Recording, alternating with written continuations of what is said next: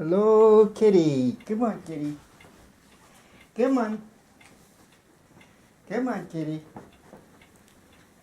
Come on. Come on, kitty. Come on. That's a good kitty. Come on. You gonna watch me read?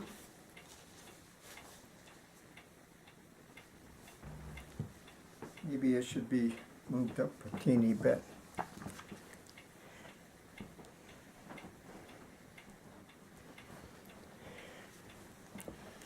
Mm.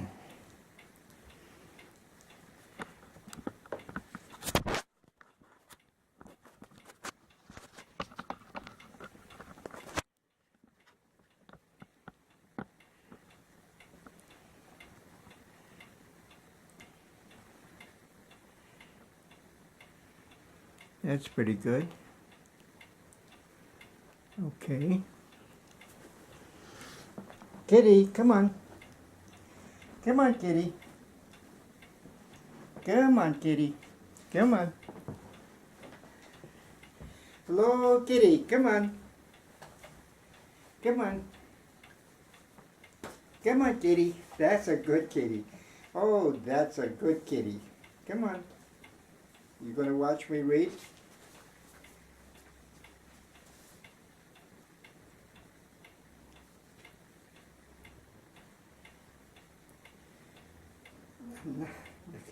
The camera's not pointing at me. What's wrong with the camera? Why isn't it pointing at me?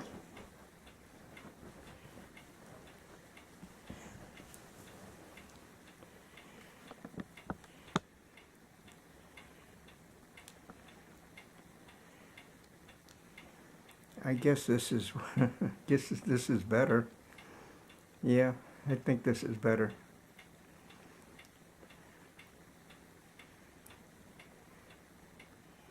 There we are. Now I think we're okay.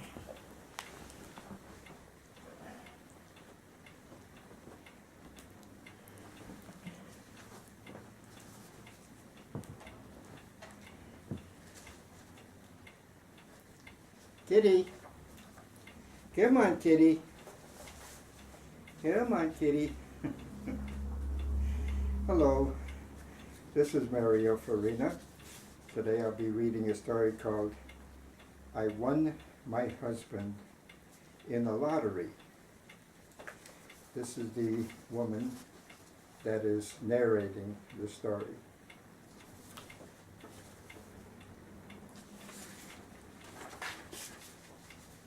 Through my voice. My name is Lois Auburn. All right, you can say it. I'm a country bumpkin in spades. The picture at the front of this story was taken while I was sitting under a tree doing some daydreaming. You can see I ain't no beauty. I was dreaming someone would come to the farm, see me as I did the chores, milking the cows, planting the seeds, washing the dishes and all that stuff, and be smitten by me despite my plainness. He would ask me for a date, he would fall in love with me, and we would be married when I turned 21. Ah, what a dreamer I was, and so gullible. When I heard about the lottery that was awarding Robert Miller as first prize, him willing to be the winner's husband, I fell for it like nobody else. They were going to sell only 50 tickets, I was told. The price for a ticket was $2,000. From part-time work at Walmart's, I had been able to save a little more than that. I felt that with only 50 tickets being sold, I had a chance of a lifetime to be married to the most handsome man I had ever seen. He was tall and slim, with jet black hair. He wore glasses that made him look like a mayor or even a senator. Somehow he would fall in love with me and we'd be happily united in marriage, have kids, and live in the most snooty part of town, in a huge white colonial with columns at the front. I knew Robert by sight. I had never been properly introduced to him, but knew he had a good job at Ajax Products. He lived in a cute Cape Cod on Congress Street. I lived on a farm with my parents several miles in the country. At times, when I went to town to do some shopping, I'd walk by his house, hoping he would be on the porch and we would meet. That never happened. The lottery was not publicized to any great extent because there was some question about whether it was legal. I didn't care whether it was legal or not, so long as I won Robert. I had big plans. I'd nickname him Rob, and he would be my lover, Rob. Oh, those dreams. No one had ever dreamed like I did. I found out that my friend Jeffrey Langford was the originator of the lottery. His plan was to take half of the money from the ticket sales and give the other half to Robert. What a start this would be for our marriage. Rob would get $50,000, and that would be far more than enough for us to make a deposit on a beautiful home. I met with Jeffrey and handed him $2,000 in cash. In return, he gave me half a ticket and kept the other half. The other half, he said, would be thrown into a hat. The tickets would be thoroughly mixed with a paddle, and a drawing would be made by Mr. Langford's 10-year-old son, Jimmy. The date of the drawing was to be July 1 at Mr. Langford's home. Jeffrey said the drawing would be made at 5 o'clock sharp. All ticket holders were welcome to attend. July 1 was slow in coming. On that date, I drove the old family Chevy to Jeffrey's home on Wendell Avenue. I was ushered into the living room by Mr. Langford's beautiful wife, Belle. She said there would probably be many others in attendance, but nobody else showed up. I was the only one in the house to witness the drawing. At 5 o'clock, Mr. Langford, his wife Jimmy, and myself gathered in the dining room where I saw a large fedora on a hat. I could see there were many torn tickets in it. I shivered when I realized that one of those tickets was mine. Jeffrey said he had already stirred up the tickets and was ready for the drawing. Jimmy held his left hand over both his eyes while he drew a ticket from the hat and handed it to his father. Jeffrey stared at it and was obviously astonished at what he saw. "Lois," he said, "you are the winner." I nearly fainted. My dream had come true. Jeffrey drew a phone from the breast pocket of his jacket and punched out a number. "Robert," he exclaimed excitedly, "we had the drawing. We have a winner. It's Lois Auburn. She's right here with us. Can you come over right now?" He listened for a while, then said goodbye and hung up. Smiling broadly, he declared, "Lois, Robert Miller will be here soon. You are going to meet your future husband." My world began to whirl. I felt as if I was on a merry-go-round and the music was playing the wedding march. It was no more than 10 minutes before the front door opened and Lover Bob walked in. Jeffrey introduced me to him formally. I was in a daze as we all sat at the dining room table to enjoy coffee and cookies. I'm sure you two lovebirds want to discuss your wedding plans, Jeffrey said. I eagerly nodded yes. Jeffrey and his family left the room. Lover Bob and I were alone together.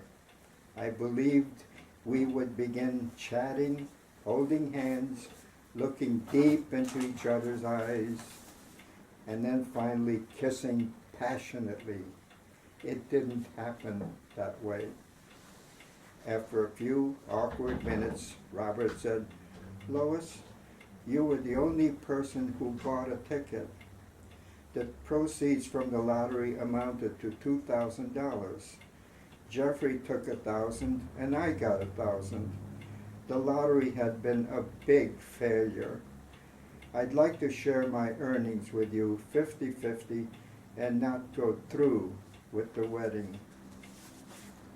Stunned by what he had just said, I couldn't find the words to express my disappointment, my anger, heartache, and feelings of having been betrayed. Robert, how could you and Jeffrey have deceived me that way? I managed to stammer. Jeffrey don't know nothing about this, Robert said. Don't blame him. Actually, we didn't deceive you. Our intentions were honest. Everything we said we would do, we did. We had a lottery. You bought a ticket, and you won. But now, I don't want to marry you because I don't love you. I'm offering you half my share of the money I got from the lottery. How could anything be more fair? You will now have $500 more than when you walked into the house. You said you don't love me, I exclaimed bitterly. How could you have known you would love any other winner? I'm ashamed about that, he said. Before the drawing, I was to tell Jeffrey who I hoped would win, and he was going to be sure to make it happen. You were going to cheat on even drawing the winner? I asked incredulously. I needed to have feelings for her, he muttered guiltily. Jimmy closed his eyes when he drew the ticket, I objected. All the tickets were fake, Lois. You won because you were the only one who bought a ticket. Jeffrey pretended your name was on the ticket Jimmy handed him. Well, I won you in the lottery to be my husband, I blurted angrily. I wish to marry you. Whether you love me or not, you can't refuse. Maybe with time, you'll learn to love me. The look on his face was one to be remembered. After what I've just told you, you still want to marry me? He gasped. I had expected you to hate me. I do hate you, I said, but I need to be punished for my utter stupidity. That don't make no sense, he declared desperately. No, I won't do it.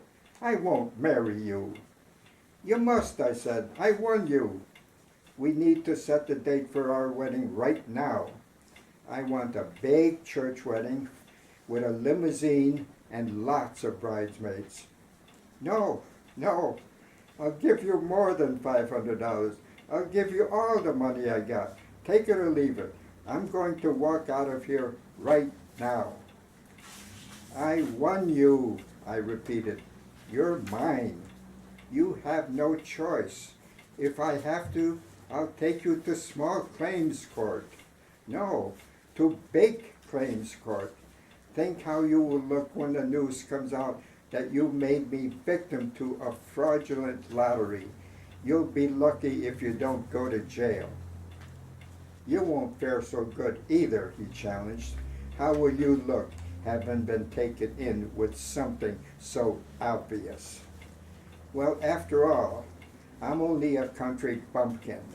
Maybe I was expected to look foolish and be easily fooled.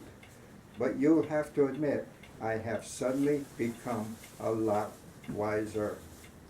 All right, he said, I'll marry you, but see if I do anything afterwards that makes it look like I'm being a loving husband.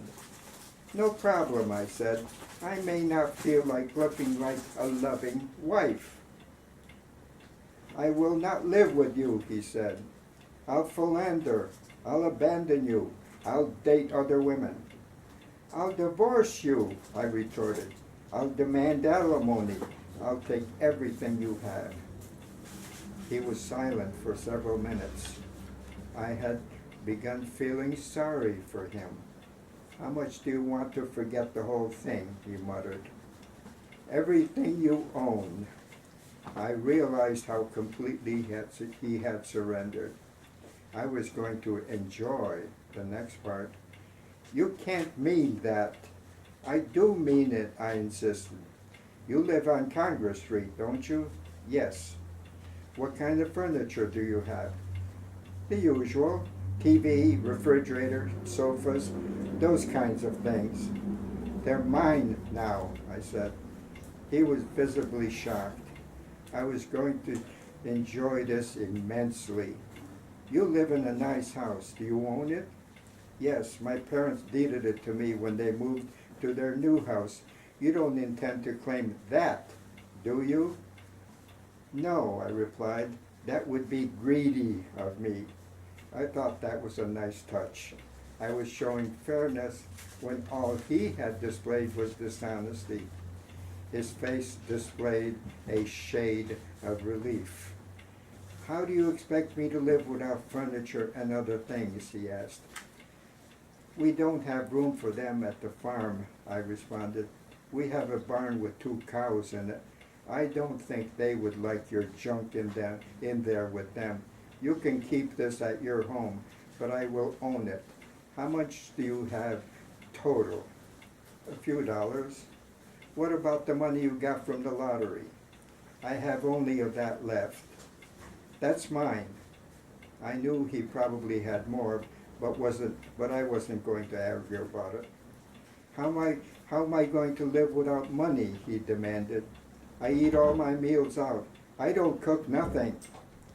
I'll fix the meals for you myself, I said. I don't know why I made that statement. It came out of my mouth before I had a chance to think. As I look back on it now, I understand I cared more about him than I even knew. Robert displayed much surprise at what I had just said. I was surprised too, but tried not to show it. Okay, he said, but only for a short time. You've got a good job, I said. I know you work at Ajax. You probably make good money and should be able to get ahead. What do you do there? I'm a bean counter. My salary is pretty good, but I have lots of expenses. What's a bean counter? An accountant. You really are a country bumpkin, aren't you? Yes, I said, but I don't think you're very smart either.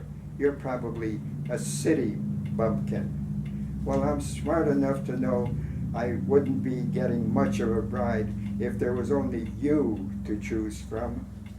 And I'm smart enough to know, I retorted, you don't get no bargain when the prize of the lottery is a husband like you. Touché, he commented with a smile. I smiled too. Then a thought occurred to me.